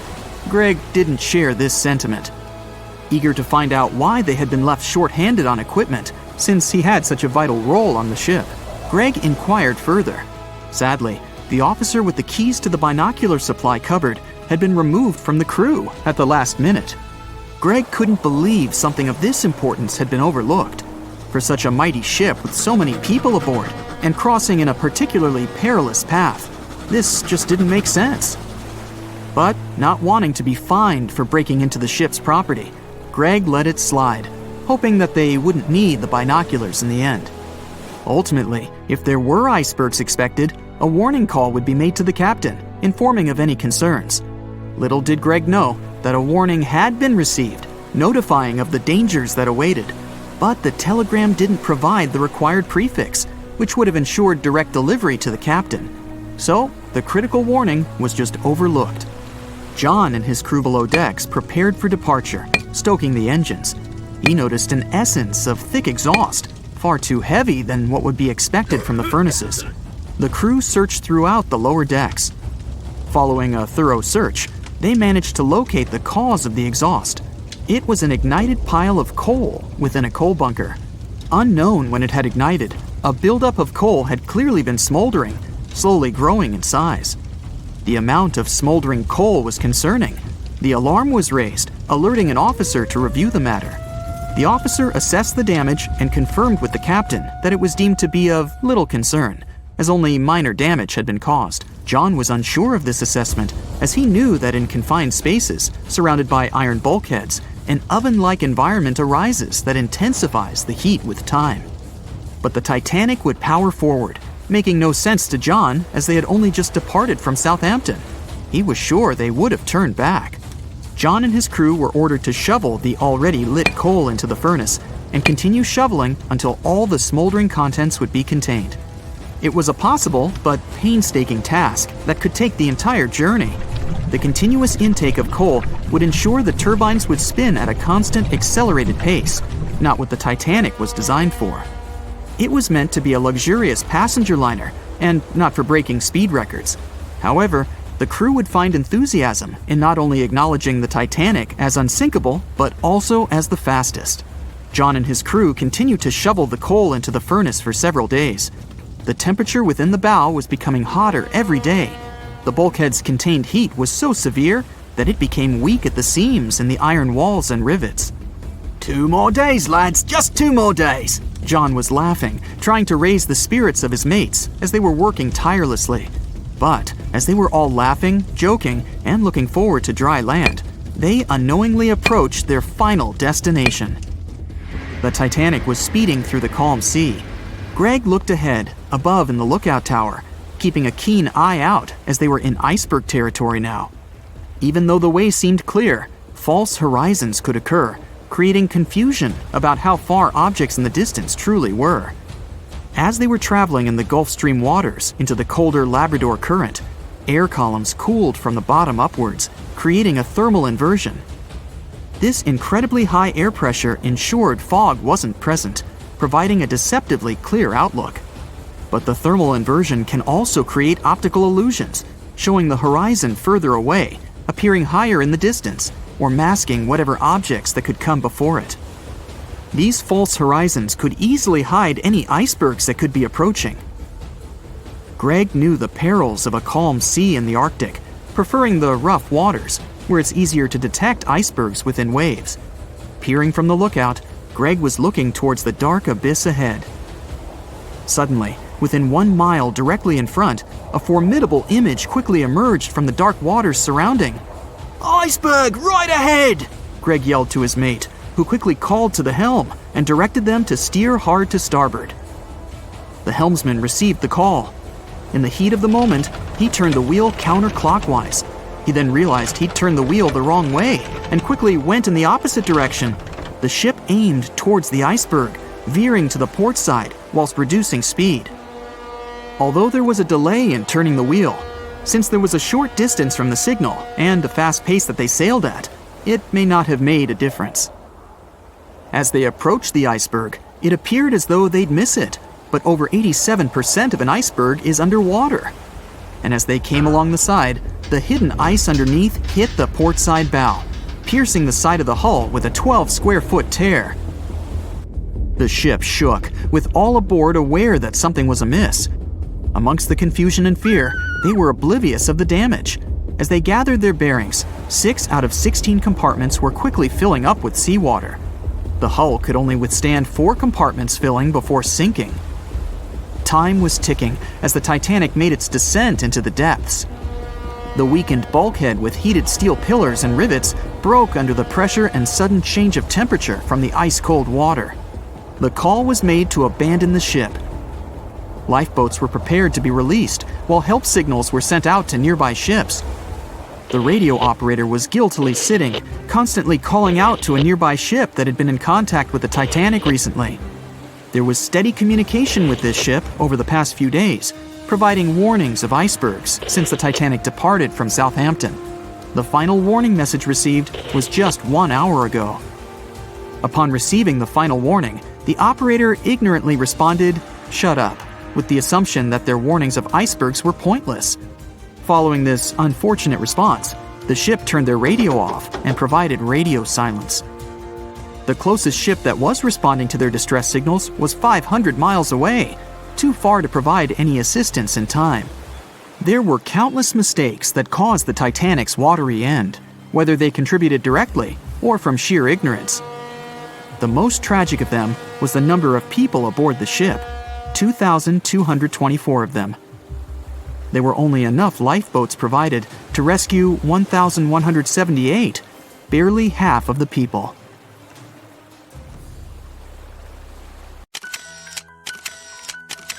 At the beginning of the 20th century, somewhere off the coast of West Africa, a German steamship was leaving the port. Suddenly, the weather got worse, and the vessel entered a thick fog. The sailors ran aground on a sandbank close to the shore. Luckily, no one was hurt, and they were even able to save their precious cargo. But the ship was stuck in the sand for good. And it was not alone there. Nearly the entire length of the western coast of Namibia is called Skeleton Coast. If the name sounds scary, that's because it is. This 976-mile-long beach line is among the most dangerous places on Earth. The local Bushman tribes believe that their supreme deity made this land when it was angry. The Portuguese were the first Europeans to set foot in Namibia in the 15th century. And yep, they didn't like Skeleton Coast either. Portuguese explorers thought this land presented the gates to the underworld. This is the place where the Namib Desert meets the Atlantic Ocean. It might be dangerous, but it's actually beautiful. Plus, it's a UNESCO World Heritage Site. If Skeleton Coast had a PR manager, they would quit on the first day on the job. The area is not exactly tourist-friendly because of its geography and history. Beneath the sand and the waves, there is a secret ocean currently lurking for unsuspecting sailors. It's called Benguela Current. It flows towards the north along the coast of southern Africa. This part of the Atlantic is rich in marine life, but the current's land neighbor isn't that happy with the deal. This arid climate created the Namib Desert, one of the driest regions on Earth. And that marine life I just mentioned? It's sharks. 11 species of them to be exact. And yes, the great white decides to pop by once in a while. So far, we've got a desert landscape, strong currents, and sharks. Not a place for a beachside resort, definitely. But if someone ends up on Skeleton Coast, will they know they're in danger? Don't worry, they will. The beach is littered with wrecks of all sizes and shapes. If you remember that German ship I mentioned in the very beginning, its massive and rusted stern is now sticking out from the desert sand. There are some 500 wrecks in total scattered along the coast, and it's a mixed crowd, from Portuguese galleons centuries old to ships that ran ashore here in the 21st century. A modern fishing ship called Zela India managed to slip from its tow rope in 2008 and ended up on Skeleton Coast. Okay, it didn't escape on its own, it had some help from the elements, but it's better to be a tourist attraction on a beach than to be broken up for scrap. That's where the trawler was originally going, poor thing. Skeleton Coast's most famous inhabitant, to call it such a place, is the wreck of the Dunedin Star. The British cargo liner ran aground here in 1942. The massive rescue operation that followed reveals why it's so dangerous for sailors to end up here. The rescuers managed to save all of the crew and passengers, but at a heavy price. An aircraft and a tugboat were lost in the process. It took the last of the rescuers a full 2 months to return home to Cape Town. Why, you might wonder? One look at the map of the region reveals the reason. It's an endless sea of yellow, which is the sand. There are so few roads here, so Skeleton Coast is hard to reach by land. There are also legal obstacles. You need a special permit to drive into the area. But the skeletons in the name of the area don't only refer to ships, they also stand for animal bones.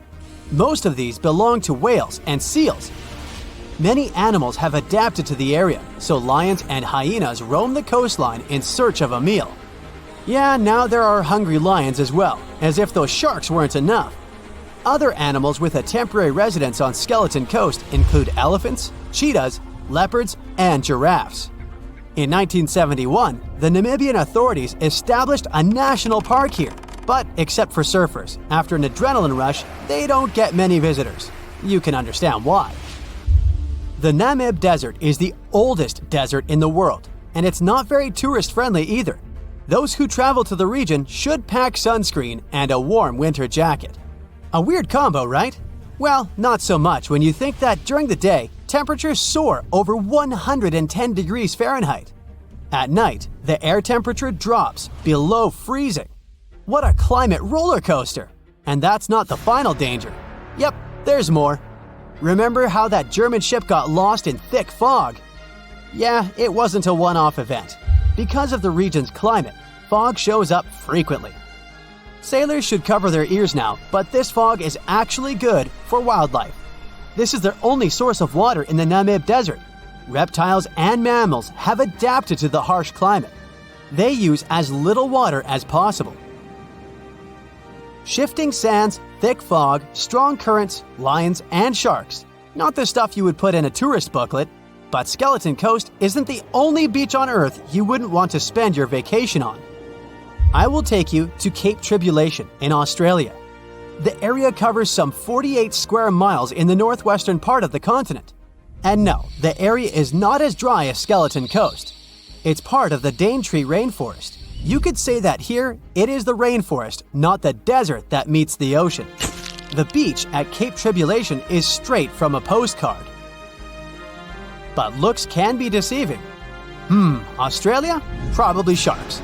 No, crocodiles are out here to get you if you decide to go for a dip in the sea. There are saltwater crocodiles that the locals call salties. Well, that's a cute nickname for such a dangerous reptile. And it's not just them. The wildlife seems to have a beef with visitors. From October to June, the waters around Cape Tribulation are full of box jellyfish. Their venom affects the human cardiovascular system. When touched by a jellyfish out at sea, swimmers won't have enough time to reach land for help. Vinegar helps neutralize the sting, so you might want to keep a spare bottle in your luggage. Crocodiles and jellyfish sound dangerous, but there's one more animal you should look after. It's the wild boar. It might sound funny, but you won't laugh when you're being chased by one of these across the beach. 21 million wild boars live in Australia. They're mostly active at night, making it even more dangerous if they charge at you. The best defense is running in circles. Wild boars can't cut corners well. That's probably why we don't see many of them taking up careers as race drivers. Cape Tribulation has one last danger installed for you, and it's not an animal. Out here, even the trees are plotting against visitors. The stinging tree got its name for a reason. If you try to pick one of its beautiful red berries, it'll fight back. Its prickles are like tiny glass shards. The less than pleasant effect on your skin will last for a month. Then there is this wait a while bush. Who keeps naming them like this? This long vine has spikes that grab hold and just don't let go. They are so strong they can pull a human off a horse. You'll have to wait for someone to come by and save you from this thorny grabber. If you are about to cross this Australian beach from the vacation list, hold on for a second. Tourism is booming here. The local authorities have restricted access to all of the danger zones. Visitors go swimming in dreamy water holes that are surrounded by lush vegetation. There are even ropes to swing from. Now, that's a beach you can finally relax. The Megalodon was the biggest shark to ever live. Not only that, it's one of the biggest fish and the largest predator in Earth's history. They've been known to reach lengths of up to a whopping 70 feet. That's over 3 times longer than the biggest great white shark on record.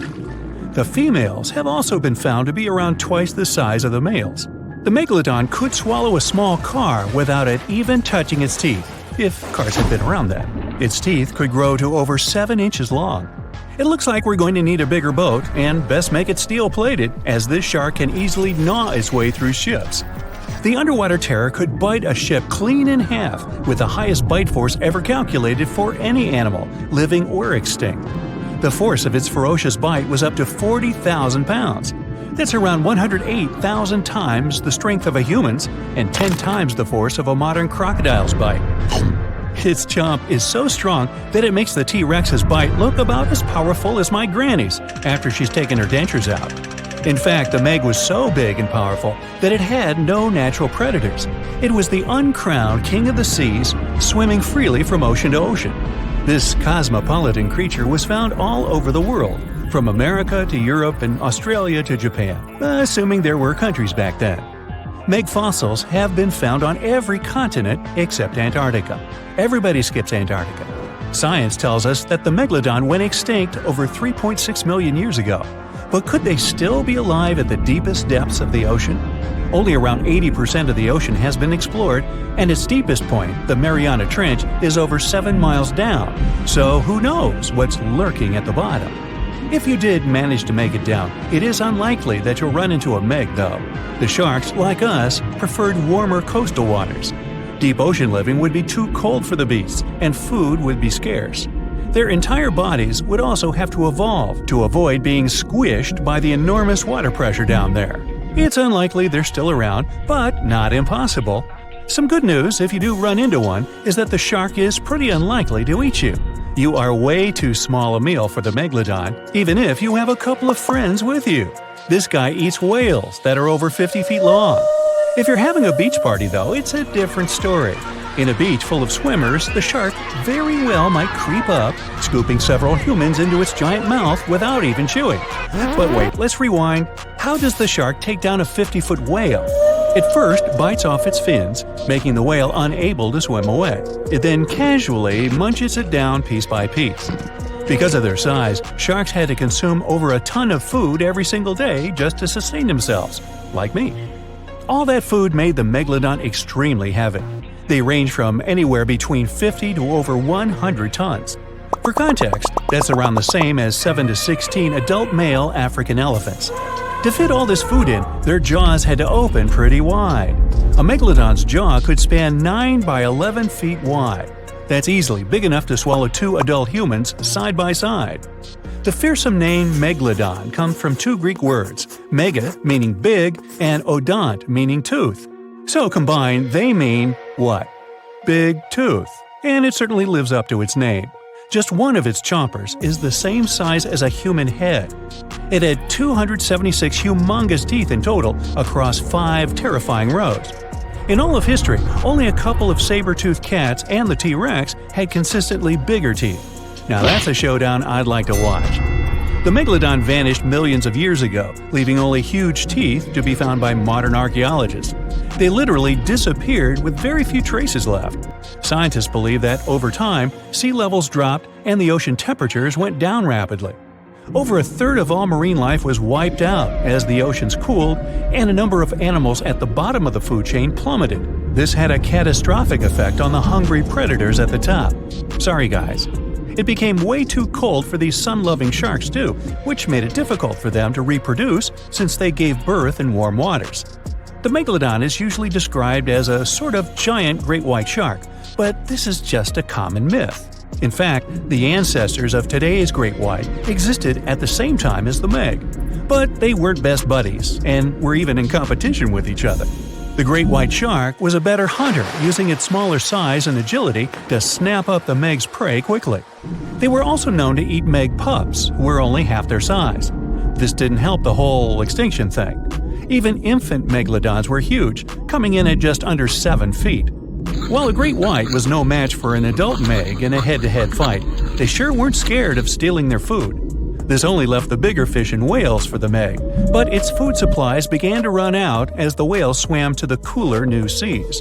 The whales adapted to prefer the colder temperatures, leaving our friend the Meg behind. The Megalodons either starved or were frozen into extinction by the Ice Age.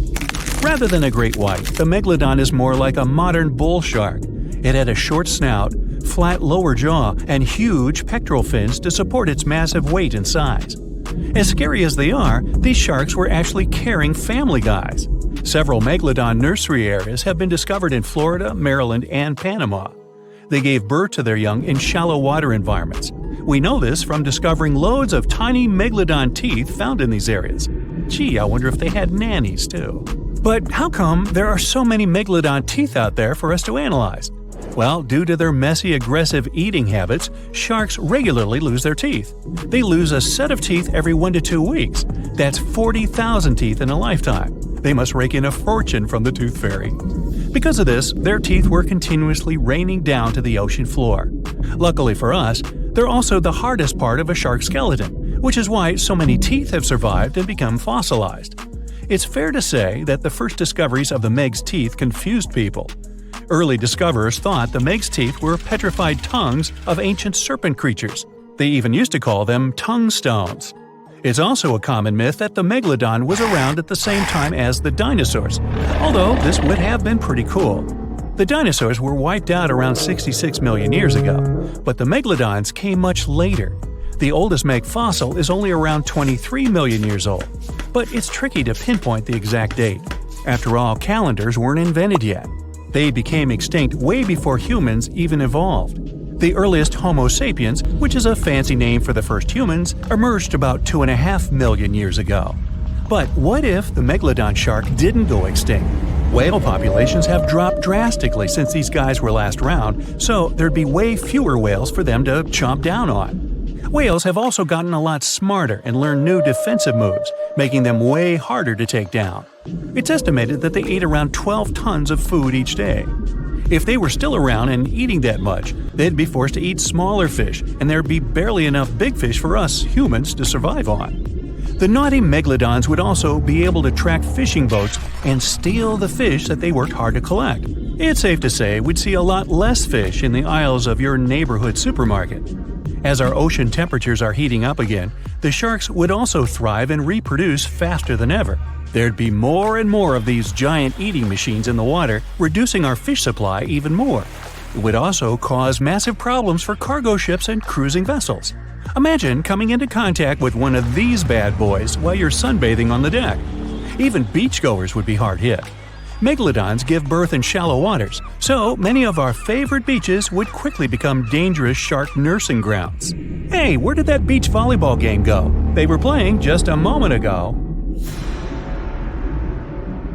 More than 25 million people boarded cruise ships globally back in 2017.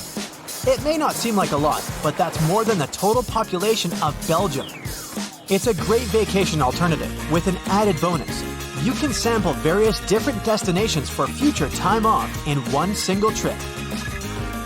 If you've already booked a trip on a cruise ship, but you still have no idea what you should pack, start with some research on your specific cruise location. Either way, be sure to bring deck-friendly shoes that are low-heeled. Also, add a pair that's comfortable to walk on larger distances for the days spent ashore. Depending on the season, you might want to add a few swimsuits too.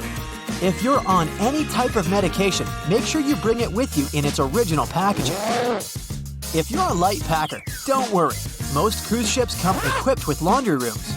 They're kind of pricey, especially if you want your garments to be washed, ironed, and folded for you. But it does save you the extra hassle of packing more clothes or washing them for yourself. It's really important that you check in with your credit card company before boarding a ship, more so if your itinerary includes one or more foreign countries. Your credit card might get frozen if there's any unusual activity on your account. Most of these companies have algorithms that get triggered once there are charges from different countries in rapid succession, which is exactly what you'll be doing on a cruise ship. Letting them know beforehand saves you the embarrassment of having your card declined at some fancy restaurant. To make sure you get the best room, before booking it, check out the ship's deck plan. It should be available on their website. If it's peace and tranquility you're looking for, don't go for the rooms directly above or below any of the ship's entertainment points. Also, if you have a history of getting seasick, try to skip the rooms that are available at the front of the ship. Rather, go for those located in the middle of the ship on a lower deck. You'll feel less movement. If it's your first time going on a cruise, you might be surprised to know that some cabin rooms don't have windows. Before making a reservation, make sure to check out all the amenities of the room you intend to book. Most cruise liners add a bunch of pictures from the common rooms on their reservation pages, and it might be a bit confusing as to what you're getting exactly for that specific price point. Also, some rooms on board are quite small too. If you don't like to sleep in small spaces, you might want to upgrade to a larger room, even if it's a bit pricier. You can always split the cost with a friend if they want to join you on the cruise. With the help of modern technology, even if a specific location doesn't have windows, it doesn't mean you can't watch the waves. How, you might ask? Fancier cruise ships feature a secret, added bonus. In the areas with no access to sunlight, specialists have built virtual balconies. These high-tech screens work by showing you what's going on outside in real time. They have an added benefit too. In case of bad weather, guests can still have a feel of the outdoors, without the wind or rain ruining their hair or their outfit. It may not be the real deal, but it still beats getting claustrophobic on board. Planning on going on a budget cruise? It might not be such a bad idea, especially if you're on the lookout for last-minute upgrades. You might even end up vacationing like a millionaire without having to spend money like one. These upgrades sometimes include things like a private balcony in your room, maybe some spa services, or even better prices for high-end meals. If they aren't all booked by the time people board the ship, they might be open for the rest of the passengers for way better prices than initially listed. There might be hidden freebies on board if you pay close attention. Things like complimentary pastries on board late in the morning or a late-night cup of tea on the house might be some of the things offered to guests. You only need to ask. You might want to check out what other tourists are doing. Some people with more experience cruising can offer pretty great tips and tricks. Don't be afraid to start a conversation if you see someone getting something for free.